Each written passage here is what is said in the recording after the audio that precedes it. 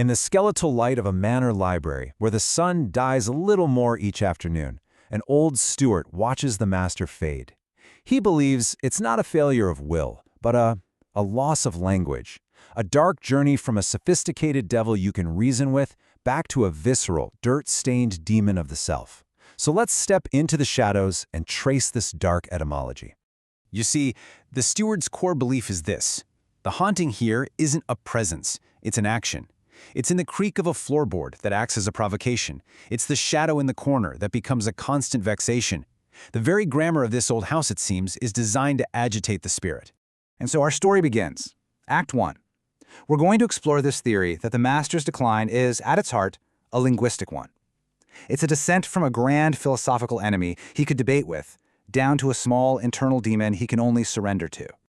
Okay, so to really get this journey, we first have to meet the sophisticated guest, that abstract devil that once occupied the master's thoughts.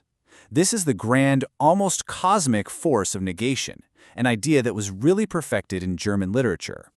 This spirit, you might know it as Goethe's Geist der Verneinung. Think Mephistopheles, the spirit that eternally denies. This isn't some goblin that trips you in the dark. This is a cosmic force that debates the very nature of existence. It challenges the light itself. As Goethe wrote, it's part of a power that always wills the bad, yet accidentally produces the good. It creates the friction we need for growth.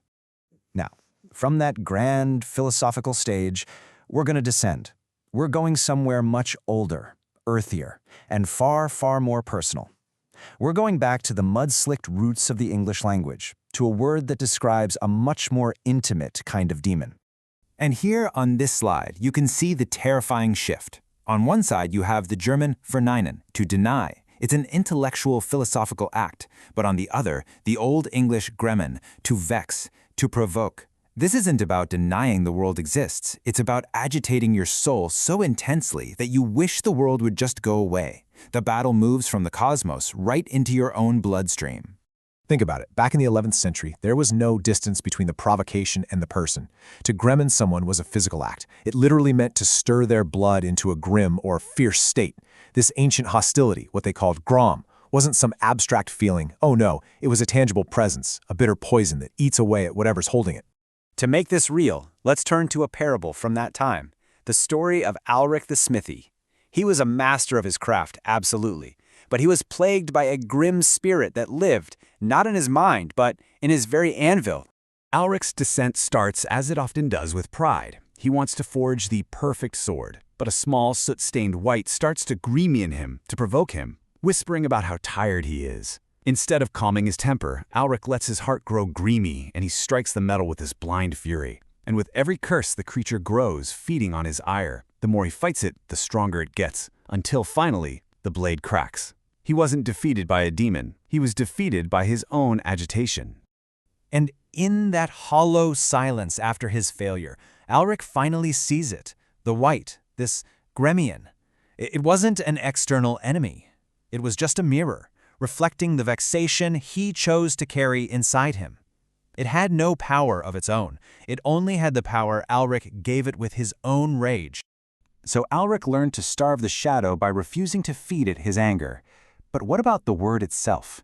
Well, in Act 5, we see how this terrifyingly intimate concept was slowly, well, defanged over the centuries, domesticated into something we think we can control. Just look at this linguistic journey. We start in the 11th century with Gremian, this intensely personal demon that you feed with your own rage. By the 18th century Enlightenment, it's become this grand, abstract spirit of negation. And by the 20th century, it's a gremlin, a mischievous little pest we blame for engine trouble. The negation became a nuisance. And yet, as the steward observes, it lost none of its ancient haunting power. The steward, he describes it like inviting a wolf into the house as a dog, and then acting surprised when it shows its teeth. We've traded a grand cosmic rebellion for something much smaller, but maybe more insidious, the persistent, grinding irritation of a shadow that simply will not leave us alone. And sometimes, the smallest no is the loudest voice in the room. And that brings us to our final act. We've traced the word through history, but now we have to turn that lens back on ourselves, right here, right now, to the heart that is still so easily vexed, and to the language we use to excuse it. This is the steward's final, chilling conclusion. This whole linguistic journey, From a visceral demon to a mechanical pest, it's not progress. It's just a history of our own excuses. We call it a gremlin because it's so much easier than admitting what we're really facing is our own unbridled ire. Because the ultimate truth of this entire etymology is just this simple. To name the creature is not to tame it. Whether you use the sophisticated German of the Enlightenment or the raw, earthbound Old English, the result is exactly the same. A singular malady of the spirit. So, the journey ends exactly where it began, in the dark, with a heart that is too easily provoked, too easily Gremianed. The broken quill, the misplaced key, the minor inconvenience that proves our grand dignity is just a thin veneer. Which leads us to the final question for you. What small, persistent no in your own life are you allowing to become the loudest voice in the room?